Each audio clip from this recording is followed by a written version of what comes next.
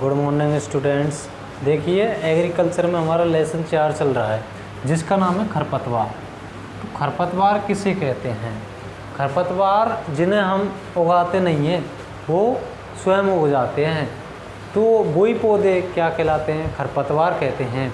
वे अनिश्चित पौधे, इसका मतलब जिसकी हमें इच्छा नहीं होती है और वो पौधे उग जाते हैं, उसे ही हम क्या कहते हैं? खरपतवार। तो इसकी परिभाषा लिखेंगे, खरपतवार वे अनिश्चित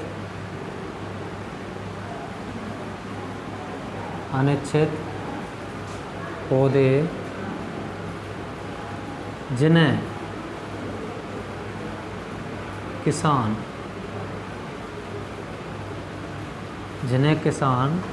नहीं उगाता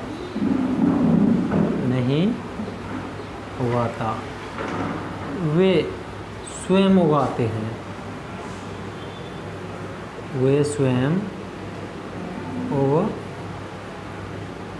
आते हैं, उन्हें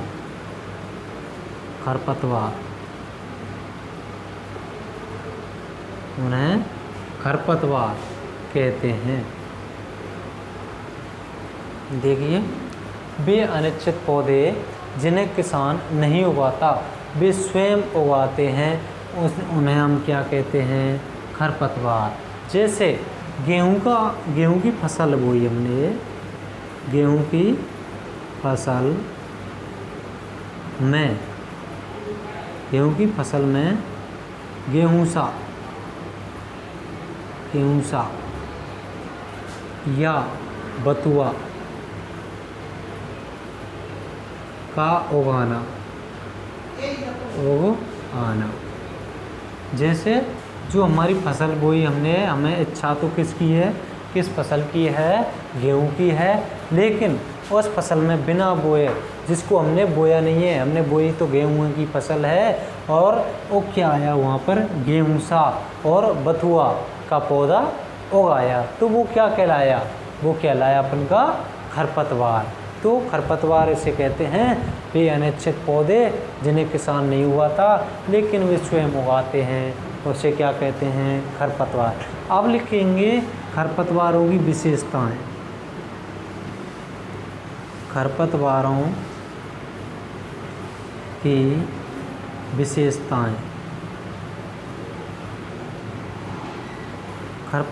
की विशेषताएं। अब खरपतवारों की क्या विशेषताएं होती हैं? देखिए, खरपतवारों में कौन कौन सी? बीज उत्पादन अधिक करना, यानी कि बहुत सारी विशेषताएं होती हैं। खरपतवारों में निम्न विशेषताएं होती हैं, देखेंगे। खरपतवारों की निम्न विशेषताएं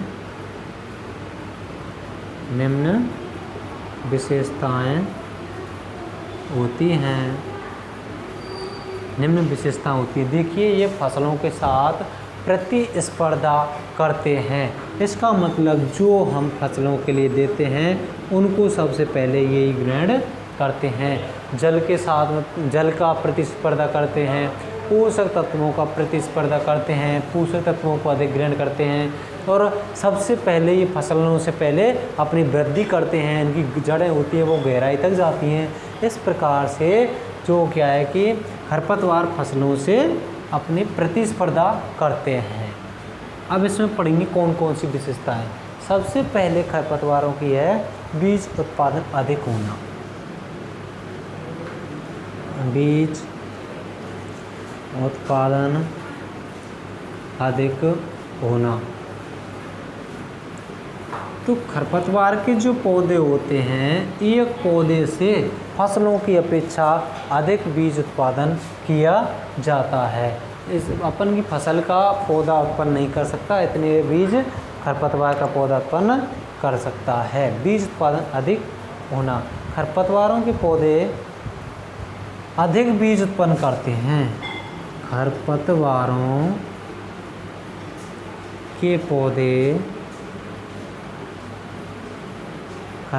के पौधे अधिक बीज उत्पन्न करते हैं।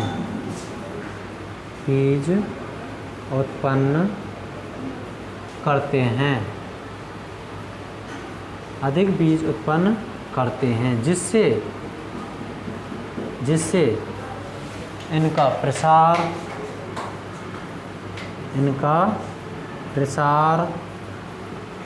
अधिक होता है।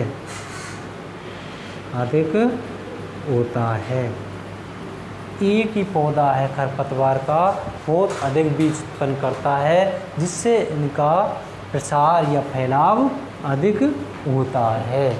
ठीक है, जैसे अपन का ही बथुआ का पौधा होता है ना, एक ही पौधा 5000 बीज उत्पन्न करता है। कितना करता है? 5000 बीज उत्पन्न कर देता है। अब एक पौधे से इतने बीज उत्पन्न हो गए तो खरपतवारों की वृद्धि हो गई, तो प्रसार अधिक होता है, इसलिए। दूसरा है अधिक गहरी जड़ें होना, अधिक गहरी जड़ें होना, अधिक गहरी जड़ें होना, ये भी इनकी विशेषता है। खरपतवारों की जो जड़ें होती हैं अधिक गहराई तक जाती हैं। खरपतवारों की जड़ें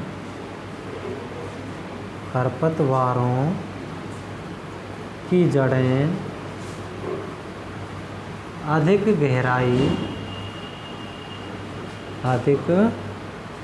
गहराई तक जाती हैं, जिससे वे नमी एवं पोषक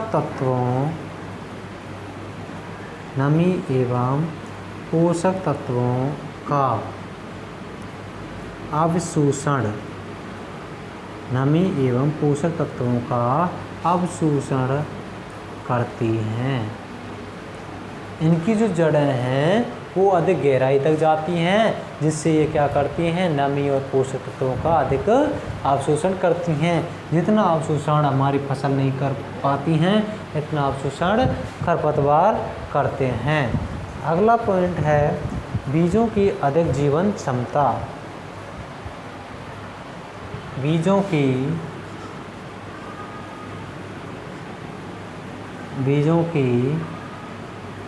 अधिक जीवन क्षमता। बीजों की अधिक जीवन क्षमता, इसका मतलब है इनकी जो बीज होते हैं वो अधिक समय तक जीवित रहते हैं। जो फसलों के बीज होते हैं उनकी अपेक्षा इनके बीज अधिक समय तक जीवित बने रहते हैं। बीजों की अधिक जीवन क्षमता। खरपतवारों के बीजों की जीवन क्षमता फसल के बीजों से अधिक होती है। खरपतवारों के बीजों की जीवन क्षमता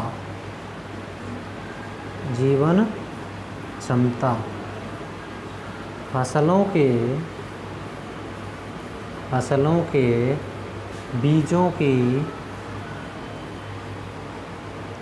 बीजों की जीवन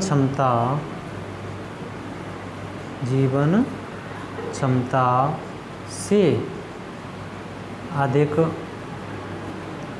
होती है। जीवन क्षमता से अधिक होती है, इसका मतलब है जो खरपतवार के बीज हैं अधिक समय तक, लंबे समय तक जीवित बने रहते हैं, और बीजों की जो बीज फसलों के बीज हैं उनकी जीवन क्षमता कम होती है। अगला है फसल व खरपतवार के बीजों में समानता। खरपतवार एवं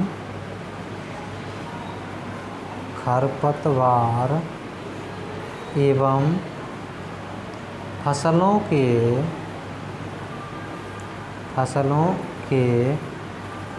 बीजों में जो खरपतवार एवं फसलों के बीजों में समानता समानता, खरपतवार एवं फसलों के बीजों में समानता। अब देखो जो खरपतवार के बीज हैं और फसलों के बीज हैं उनमें कुछ खरपतवार ऐसे होते हैं जो आकार, रूप, रंग में इनसे मिलते हैं। कुछ खरपतवार के बीज, कुछ खरपतवार के बीज फसलों के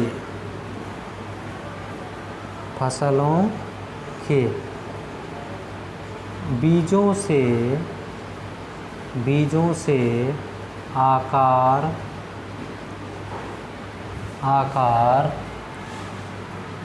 व आकृति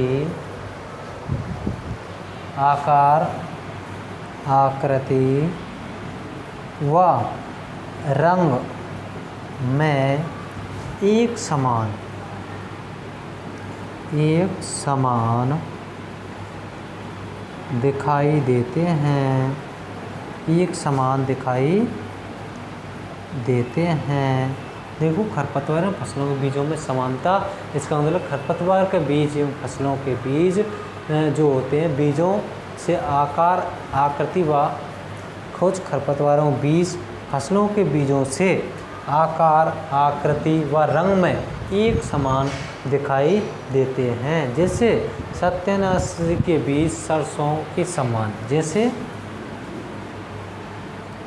सत्यानाशी के बीज सरसों के समान।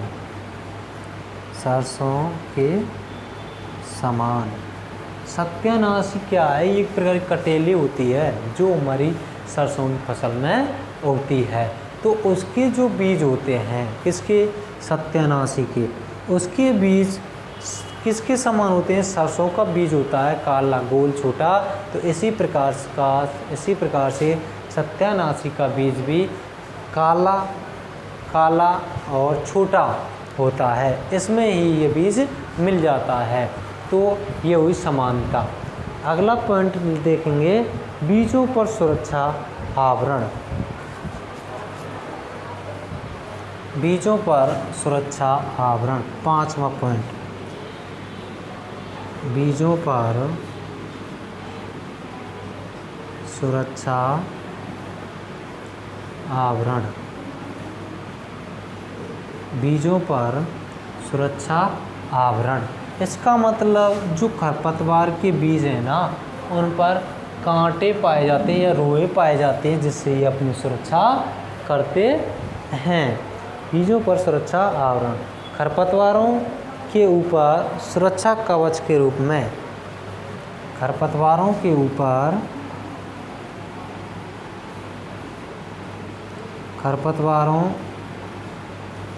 ऊपर सुरक्षा कवच के रूप में, सुरक्षा कवच के रूप में विभिन्न प्रकार के कांटे व बाल पाए जाते हैं। विभिन्न प्रकार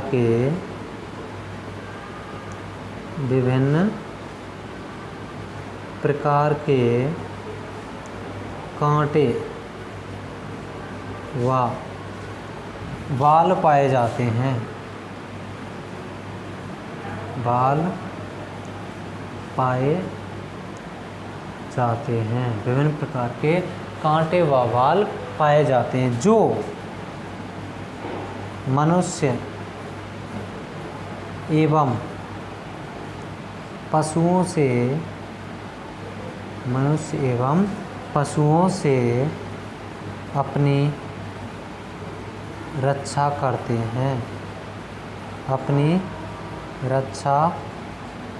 हैं, जो मनुष्य एवं पशुओं से अपनी रक्षा करते हैं। जो खरपतवार के बीज होते हैं ना, खरपतवार के ऊपर क्या होता है? एक सुरक्षा कवच होता है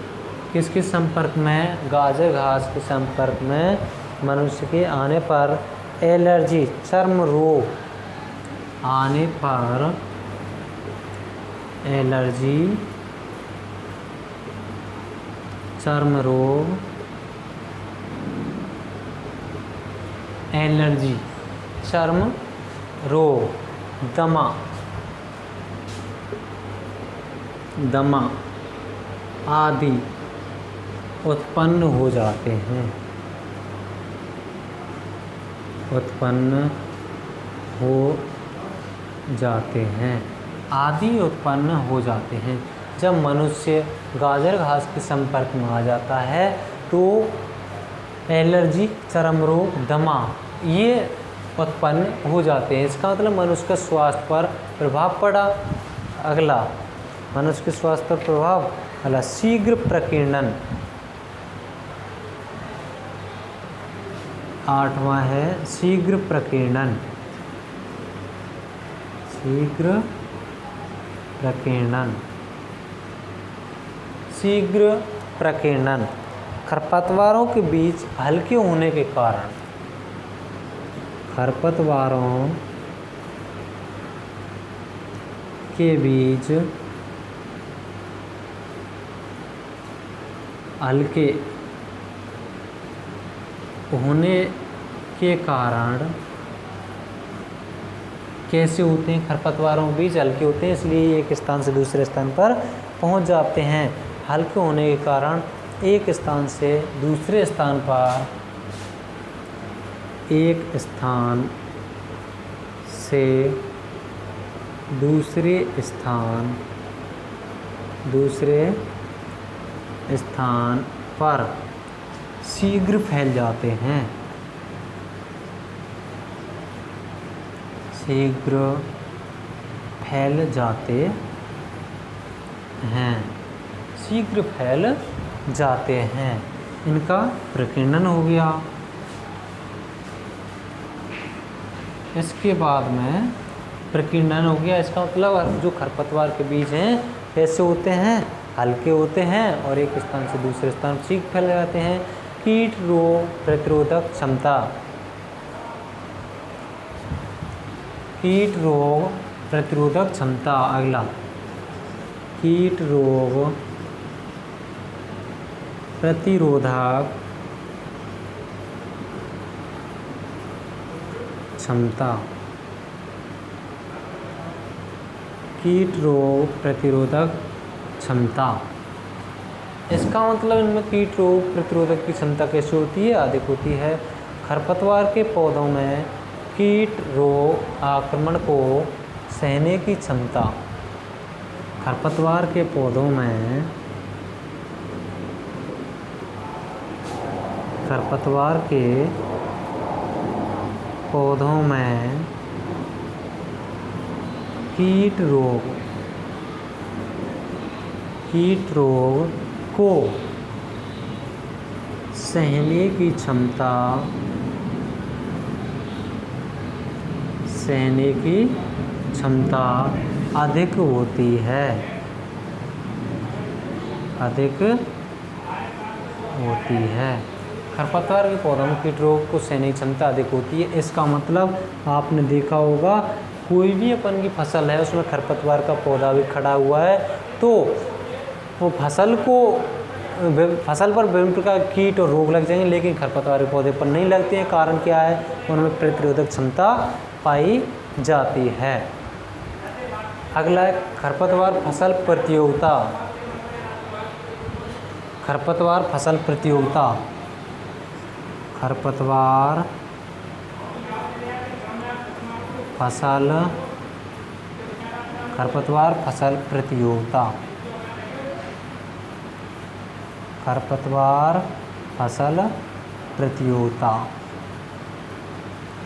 खरपतवार फसल प्रतियोगिता। खरपतवार के बीज फसलों के बीजों से पहले शीघ्रता से वृद्धि करते हैं। खरपतवार के बीज, खरपतवार के पौधे फसलों के पौधों की अपेक्षा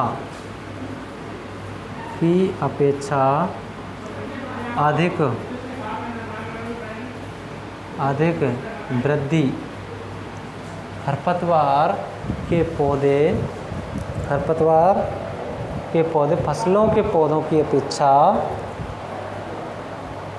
अधिक वृद्धि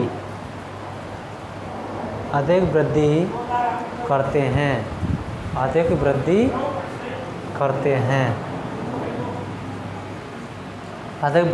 हैं। इसका मतलब खरपतवार फसल प्रतियोगिता में खरपतवार के पौधे फसलों के पौधों की अपेक्षा अधिक वृद्धि करते हैं। तो उसकी अपेक्षा जो अपनी फसल है उसकी अपेक्षा जो खरपतवार के पौधे अधिक वृद्धि करते हैं। अगला, खाद पानी की न्यून आवश्यकता। खाद पानी की न्यून आवश्यकता। खाद पानी की न्यून कहते हैं कम। जो खरपतवार के पौधे होते हैं इनके लिए खाद और पानी की बहुत कम आवश्यकता होती है। खरपतवार के पौधों के लिए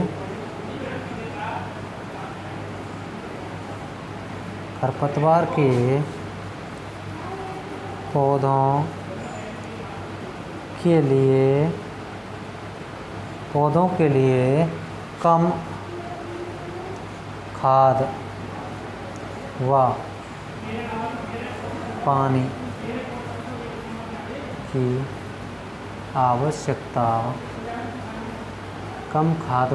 की आवश्यकता होती है। जो खरपतवार के पौधे होते हैं उन्हें कम खाद और पानी की आवश्यकता होती है। ये शुष्क क्षेत्रों में ही अधिक वृद्धि कर जाते हैं। अगला लिखेंगे शीघ्र परिपक्वता। 12वां पॉइंट है शीघ्र परिपक्वता। शीघ्र परिपक्वता का मतलब होता है ये बहुत जल्दी परिपक्व हो जाते हैं फसलों से पहले। 12वां पॉइंट है शीघ्र परिपक्वता।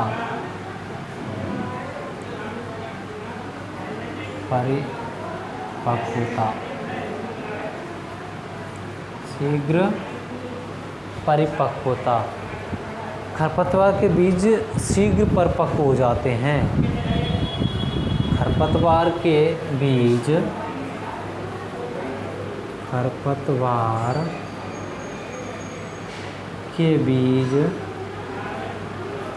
शीघ्र परिपक्व हो जाते हैं। शीघ्र परिपक्व हो जाते हैं। जैसे गेहूँसा फेलियस माइनर के बीज 60-70 दिन में जीवन पूर्ण कर लेते हैं। जैसे गेहूँसा इसका बॉटनिकल नेम होता है फेलियस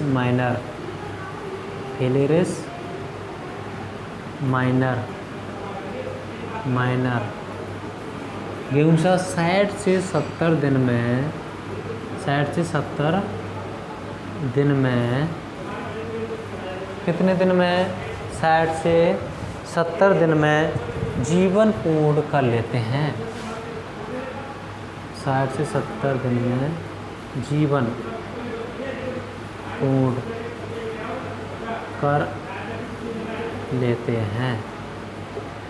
देखिए गेहूँसा है जो गेहूँ का प्रमुख खरपतवार होता है।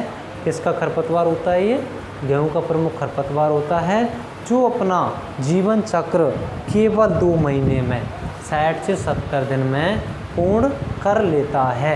इसका मैंने आपके लिए टेस्ट बेट भी बताया था। गेहूँसा नोट डाल के लिख लेना। गेहूँसा का टेस्ट वेट 2 ग्राम होता है। टेस्ट वेट कहते हैं 1000 बीजों का भार। टेस्ट वेट किसे कहते हैं? 1000 बीजों के भार को टेस्ट वेट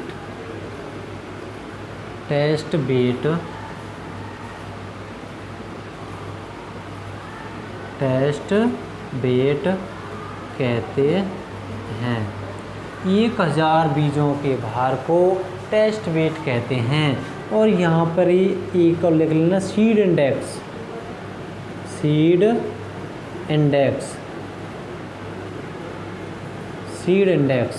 100 बीजों के भार को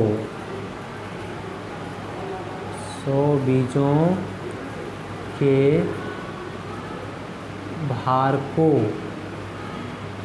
बीजों के भार को सीड इंडेक्स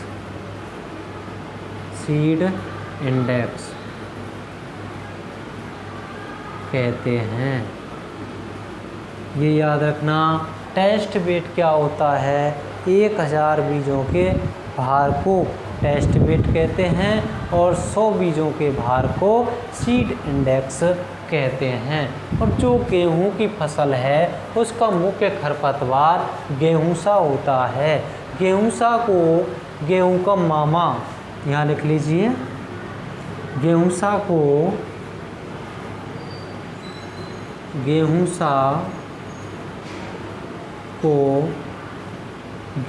का मामा गुल्ली डंडा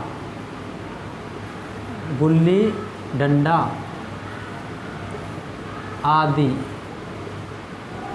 कहा जाता है।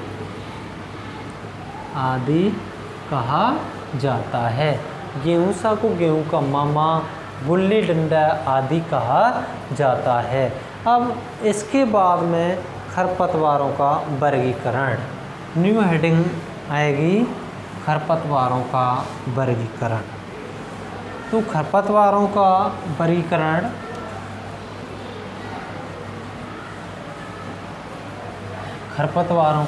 वर्गीकरण अगली हेडिंग चलेगी हमारी,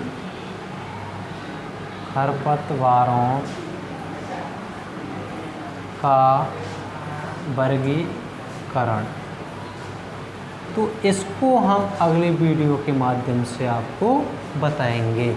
ठीक है, सबसे अधिक चैनल को सब्सक्राइब और लाइक करें, जिससे आपको सारी वीडियो जो भी हम डालें वो आपको तुरंत प्राप्त होती रहें। Okay, thank you.